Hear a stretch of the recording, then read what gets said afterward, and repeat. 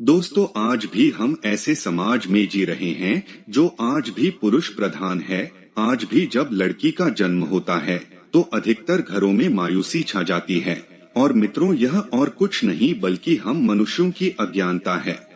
परंतु आपको जानकर हैरानी होगी, लड़की का जन्म हर किसी के घर में नहीं होता, बल्कि उसी के घर होता है जो भाग्यशाली होते हैं और अपने अपने पुण्य कर्म अर्जित किए होते हैं। और आज हम आपको यही बताने जा रहे हैं कि भगवान कैसे घरों को लड़की का जन्म देने के लिए चुनते हैं और वह कौन से पुण्य कर्म है जिसकी वजह से कोई भी इंसान बेटी का माँ बाप बनता है। दोस्तों, भगवान श्री कृष्ण से अर्जुन पूछते हैं कि माधव, किन कर्मों के कारण किसी के घर पुत्री धन की प्राप्ति होती है, अर्थात कैसे घरों में बेटियों का जन्म होता है। तब श्री कृष्ण अर्जुन से कहते हैं, हे पार्थ, अगर किसी के घर बैठे भाग्य से होते हैं तो बिटिया सौभाग्य से, और जो भी स्त्री या पुरुष अपने पूर्व जन्म में पुण्य कार्य अर्जित किए होते हैं उन्हें ही एक बेटी के माता पिता होने का सौभाग्य प्राप्त होता है।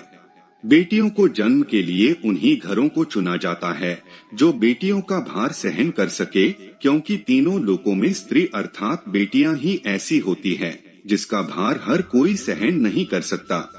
वह बेटियां ही होती हैं जो इस सृष्टि को निरंतर चलाएं, मान होने के लिए अपना सर्वस्व निछावर कर देती हैं।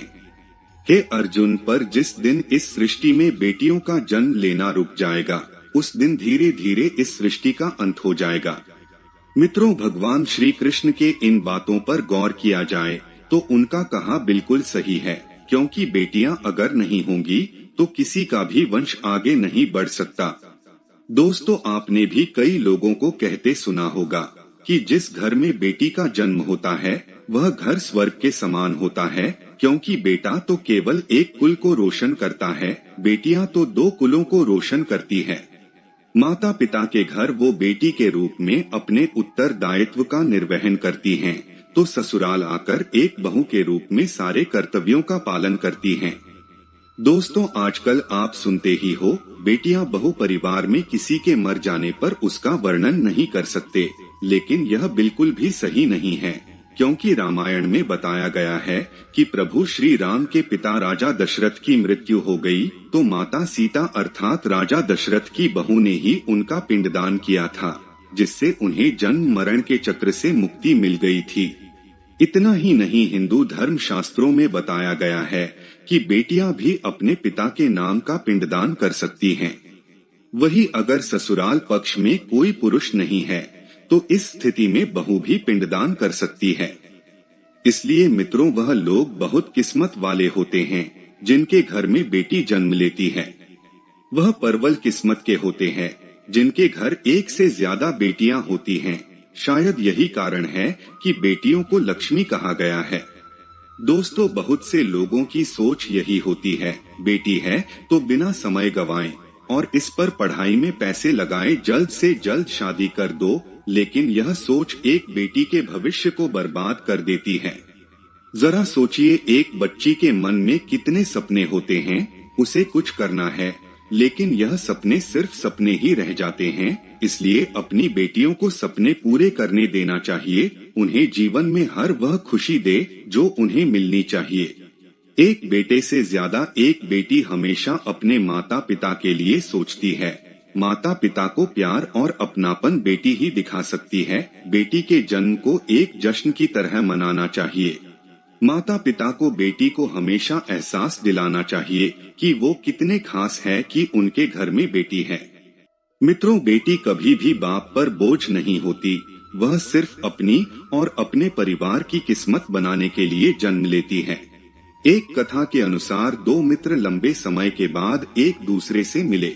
एक दोस्त ने दूसरे से उसका हाल पूछा तो जवाब में उसने कहा कि मेरे हाल तो एकदम बढ़िया है, और हो भी क्यों ना मेरे दो बेटे जो है। तभी वह अपने दोस्त से पूछता है कि तेरे घर में कितने बच्चे हैं। दोस्त खुशी के साथ बताता है कि मेरे घर में दो बेटियां हैं।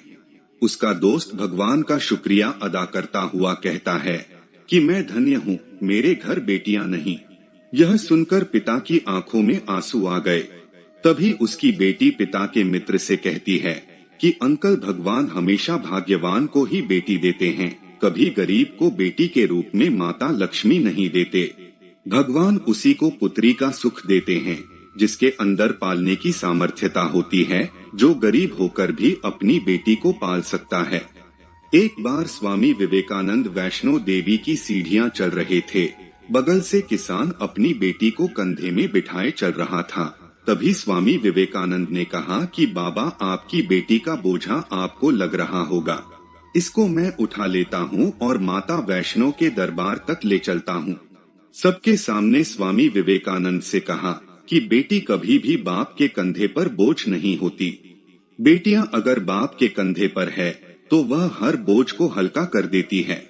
मित्रों, बेटियां कभी भी धन की भूखी नहीं होती, ये सिर्फ मान और सम्मान की भूखी होती है। अब सोचने वाली बात है कि कौन से कर्म के बाद आप किसी के घर लड़की के रूप में जन्म लेते हैं और उनके घर के लिए लक्ष्मी का रूप साबित होते हैं।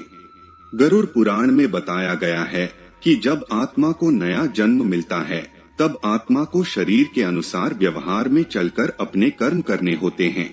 शरीर के जरिए कर्म करके की एक आत्मा अपने जन्म के उद्देश्य को सार्थक भी बना सकती है और निरर्थक भी, यदि कोई पुरुष महिलाओं का आचरण करता है, स्वभाव में महिलाओं वाली आदतें ले आता है या वही काम करना चाहता है जो एक महिला को करना चाहिए, तो ऐसे ही पुरुषों का आत्म स्त्री का शरीर धारण करती है। वहीं गरुड़ पुराण में बताया गया है, यदि कोई व्यक्ति मृत्यु के अंतिम क्षण में किसी स्त्री को याद करते हुए प्राण त्यागता है तो वह अगले जन्म स्त्री के रूप में जन्म लेता है। वही अगर वह अंतिम क्षण में परमेश्वर का नाम लेता है तो वह मुक्ति के मार्ग पर अग्रसर हो जाता है।